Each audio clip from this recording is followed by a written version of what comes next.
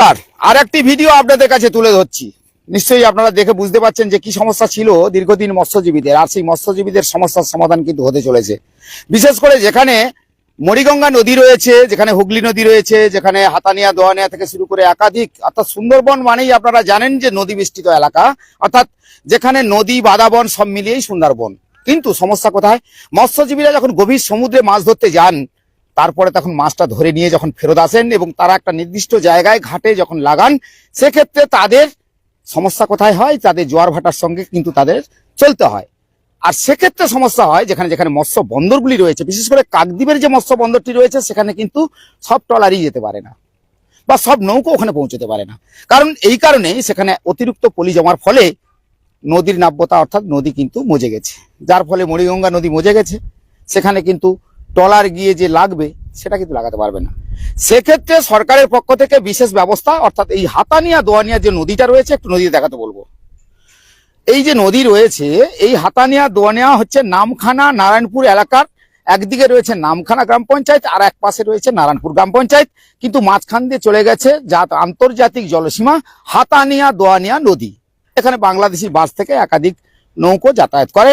তবে এই জায়গায় যেখানে ট্রলারগুলি এসে ঘাট বাঁধতে পারবে, অর্থাৎ এই জল কিন্তু সবসময় থাকে। এর আগে কিন্তু গঙ্গাসাগর মেলার সময় আমরা বারবার বলেছিলাম যেখানে হাতানিয়া দোয়ানিয়া নদীতে জোয়ার ভাটা কিন্তু সবসময় থাকে। সেক্ষেত্রে এইখানে যে মৎস্যবন্দর গড়ে উঠছে, মৎস্যবন্দর গড়ে ওঠার আগে একটু ছবিটা দেখিয়ে দিন। ইতিমধ্যে কাজ চলছে, অর্থাৎ এখানে কিন্তু সেই বিল্ডিং এর কাজ চলছে, আর পাশাপাশি একটা বরফ কল রয়েছে। সেই সম্পর্কে নিশ্চয়ই এলাকার মানুষ বলবে যে বরফ কলটা চালু রয়েছে কি বন্ধ রয়েছে, অবশ্যই তারা বলবে। তবে মৎস্যবন্দর যেভাবে গড়ে উঠছে, এইভাবে হাতানিয়া দোয়ানিয়া নদীর চরে, অর্থাৎ মৎস্যজীবীদের ক্ষেত্রে এই যে সুখবর, এটা কিন্তু মৎস্যজীবীরা আগামী দিনে পাবে যদি মৎস্য বন্দরটা সেইভাবে গড়ে উঠে। সরকারের যেভাবে প্রচেষ্টা, যেভাবে সহযোগিতা, আগামী দিনে এই হাতানিয়া দোয়ানিয়ার যে নদী রয়েছে তার যে পাশে যে মৎস্য বন্দর গড়ে উঠছে, নিশ্চয়ই আপনারা সুবিধা পাবেন। তার আগে পাশাপাশি এখানকার যারা রয়েছেন তাদের সঙ্গে কথা। এই মৎস্য বন্দর যদি গড়ে উঠে, মৎস্যজীবীদের কি সুবিধা হবে? মৎস্যজীবীদের দীর্ঘদিনের আশা, নারায়ণপুর এলাকার নামখানা পঞ্চায়েত সমিতি নারায়ণপুর অঞ্চলের, সর্বোপরি আমাদের মাননীয় মুখ্যমন্ত্রী যে প্রচেষ্টা, যে সরকারের ত্বরান্বিত যে কাজ চলছে সারা পশ্চিমবঙ্গ জুড়ে, তারও এটা একটা দিক। সুন্দরবন মানুষের এই যারা মৎস্যজীবী গভীর সমুদ্রে মাছ ধরতে যায়, ওদের দীর্ঘদিনের স্বপ্ন। ওরা রাত্রি দিন নিদ্রা না রেখে যে কাজটা ওরা করে, গভীর সমুদ্র থেকে মাছ, মৎস্য বন্দর তো রয়েছে যেখানে সেখানে থাকলে ওখানে জোয়ার ভাটার ব্যাপারটা থাকে, ওদের টাইমে যাওয়া আসার একটা যাত্রার একটা নির্ভর করে। জল নদীতে না টাইম মতো না থাকলে ওরা মাছটা নিয়ে কুলে আসতে পারে না, বা ওরা বরফ ফিশিং করার সময় যে সমস্ত মাল মেটেরিয়াল ওরা গভীর সমুদ্রে যায়, সেগুলো ওরা টাইম মতো তুলতে পারে না, মানে সমস্যা হয়। যার জন্য মাননীয় মুখ্যমন্ত্রী নতুন করে একটা মৎস্য বন্দর হাতানিয়া দোয়ানিয়ার উপরে নারায়ণপুর এলাকার মধ্যে একটা গড়ে উঠেছে। কাজ চলছে, দীর্ঘদিন কাজ চলছে, বেশি সময় লাগবে না। আশা করি 2027 সালের মধ্যে কাজটা হয়ে যাবে। না, কাজ তো চলছে, দেখতেই পাচ্ছি। আশা আরো একটা আমাদের পাশের একটা বরফ কল এখানে রয়েছে, বরফ কলটা কিছু অংশ কাজ হয়েছে, কিছু অংশ কাজ বাকি আছে। সেটাও হলে আশা করি আরো ভালো হবে। বরফ কল কি বন্ধ রয়েছে? বরফ কলটা বন্ধ আছে, কাজ কিছু বাকি আছে, মেডিসিন কিছু কাজ বাকি আছে, ওটা হয়ে যাবে, আশা করি হয়ে যাবে। সরকার চেষ্টা করছে। এই এলাকার ভালো হবে, মৎস্যজীবীদের অনেক কিছু উন্নয়ন হবে, যাতে ওরা শুধু মৎস্যজীবীদের হবে না, এখানে শ্রমিক যারা রয়েছে তাদের কর্মসংস্থান, এখানকার যারা মজদুর, যারা ঘাটের এই দৈনিক যারা জীবনযাপন করে মাছের সঙ্গে, তাদের একটা বড় দিগন্ত খুলে যেতে পারে এখানে, যাতে আর্থিক সহায়তা, এলাকার ডেভেলপ অনেক বেশি হবে।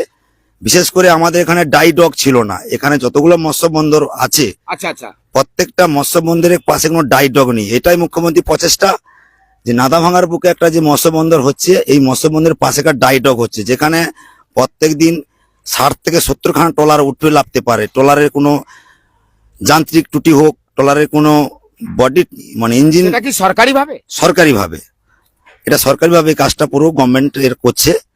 তাই এলাকার অনেক বড় ডেভেলপের কাজ হচ্ছে, অনেক শ্রমিক এখানে কাজ করতে, এলাকার আশেপাশে সর্বস্তরের মানুষ, এই এলাকার শ্রমিক মানুষ বিশেষ করে যারা মৎস্য সাথে যুক্ত, এরা সবাই এখানে একটা বিরাট অঙ্কের ওরা বেনিফিট, পরিবার সচ্ছলময় চলতে পারবে, আশা এটা আমরা করি। আপনার নাম?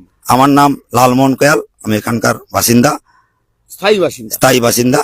তো তো লালমোহন বাবুর সঙ্গে কথা হলো, আর লালমোহন বাবু কিন্তু একটা গুরুত্বপূর্ণ কথা বলেছে যে এখানকার শুধু যে মৎস্য বন্দর হলে মৎস্যজীবীদের যে শুধু উপকারটাই হবে এমনটাই নয়, মৎস্যজীবীদের যেমন উপকার হবে তার পাশাপাশি যারা শ্রমিক, যারা প্রতিদিন তাদের যে খাটতে হয়, খেতে হয়, এই কর্মসংস্থান অর্থাৎ এই মৎস্য বন্দর গড়ে উঠলে তাদের কিন্তু একটা কর্মসংস্থানের জায়গা কিন্তু তৈরি হয়ে যাবে।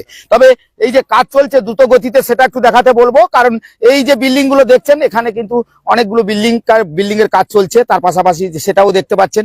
অর্থাৎ এই যে জায়গাতে অর্থাৎ নান্দাভাঙা এলাকার যে হাতানিয়া দোয়ানিয়া যে রয়েছে, নান্দাভাঙা একাদশ ক্লাবের সামনে যে হাতানিয়া দোয়ানিয়া যে নদী রয়েছে, সেই নদীর চরে যেহেতু মৎস্য বন্দর গড়ে উঠছে, অর্থাৎ সব ক্ষেত্রে কিন্তু শুধু মৎস্যজীবীদের যে উপকৃত হবেন তেমনটাই নয়, কারণ এখানকার যারা ভিন রাজ্যে বিভিন্ন জায়গায় কাজ করতে চলে যায় শ্রমিকরা, তারাও কিন্তু একটা কাজের সংস্থান খুঁজে পাবে এবং তাদের যে আর্থিক সচ্ছলতা এবং পরিবারের লোকজন যে তারা একটা অর্থনৈতিক ব্যাপারে তারা যে স্বাভাবিক হতে পারবে, সেক্ষেত্রে কিন্তু অনেকটাই উপকার হবে এই এলাকার মানুষজনের। তবে ইদানিং কালে আমরা যেটা দেখাচ্ছি যে এই কাজ কিন্তু চলছে, ফিতে মাপা চলছে, একটু ফিতে মাপা চলছে দেখান, ফিতে মাপা চলছে। এই জায়গাতে কাজ কিন্তু তড়িঘড়ি ভাবে যেভাবে হচ্ছে, তাতে করে মৎস্য বন্দর গড়ে উঠতে কতদিন সময় লাগতে পারে সেটা নিশ্চয়ই আপনারা বুঝতে পারছেন, যে যেহেতু তড়িঘড়ি করে কাজ চলছে। আমরা সেই কাজটাই সরাসরি লাইভে দেখাচ্ছি, আপনারা লাইভটা দেখছেন।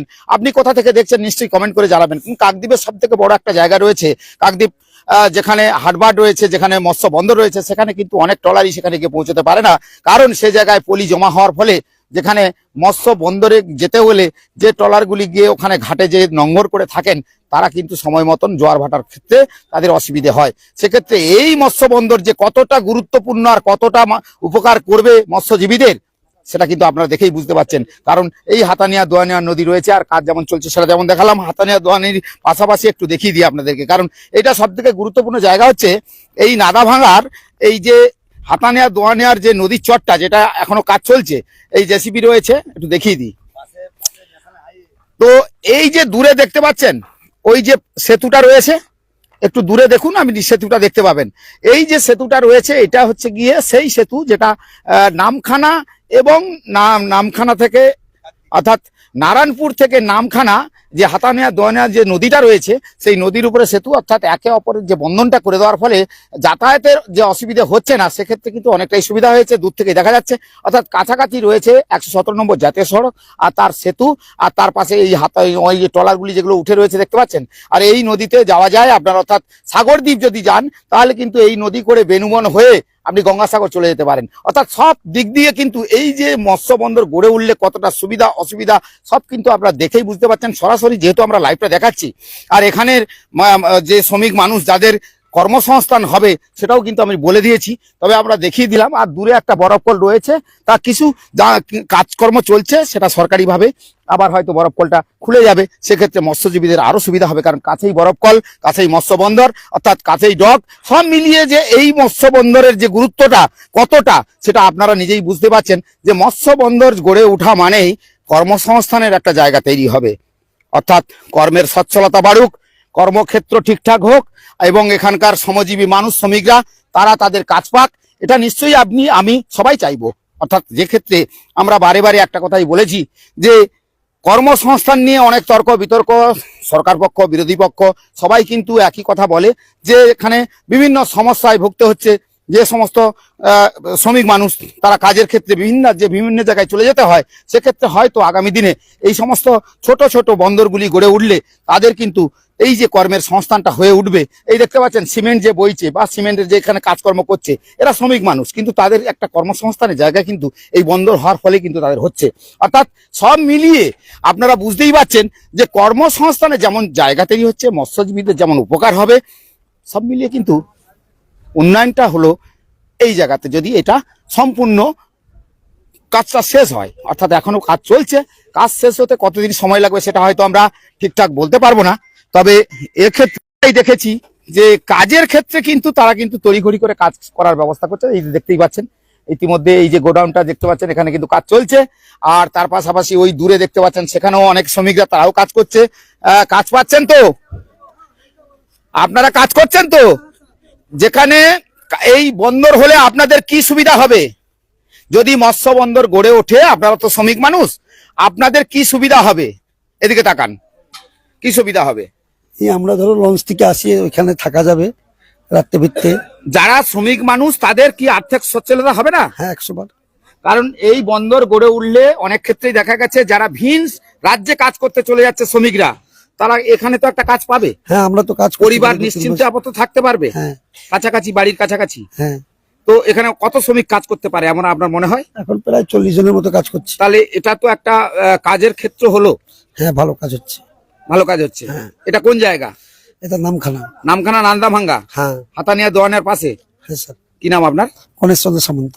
তো আপনারাই বুঝতে পারলেন যে এখানে অনেক শ্রমিকরা যারা আছে রয়েছেন তারা কাজ করছেন, কারণ এই শ্রমিকদের কিন্তু ভিন রাজ্যে চলে যেতে হতো কাজের খোঁজের জন্য, কিন্তু এখন এখানে যদি সেই কর্মসংস্থানটা গড়ে ওঠে তাদের কিন্তু আর ভিন রাজ্যে চলে যেতে হবে না। যাই হোক না কেন, আমরা এতক্ষণ ধরে আপনাদেরকে এই লাইভটা দেখানোর কারণ যে সুন্দরবনের এই সমস্ত জায়গাগুলো আরো বেশি করে উন্নয়ন হোক, ডেভেলপ হোক, অর্থাৎ সবকিছু মিলিয়েই আজকের এই ভিডিওটা আপনাদের কাছে তুলে ধরার কারণই একটাই, যে মৎস্য বন্দর গড়ে উঠলে শুধু যে মৎস্যজীবীদের সুবিধাটা হবে এমনটাই নয়, সবারই কিন্তু এক্ষেত্রে অনেকটাই সুবিধা হবে। সবাইকে বলবো ভিডিওটা দেখে আপনার এলাকার আশেপাশের মানুষের কাছে অবশ্যই কোনো খবরাখবর থাকলে এইরকমই খবর আমাদের কাছে তুলে ধরবেন। আমরা অবশ্যই বিবেচনা করে গ্রামীণ কৃষি শিল্প সমাচার পেজে কিন্তু আমরা সম্প্রচার করব, দেখাবো অবশ্যই। আর সবাই ভালো থাকবেন, পরবর্তী ভিডিওর জন্য অপেক্ষা করুন।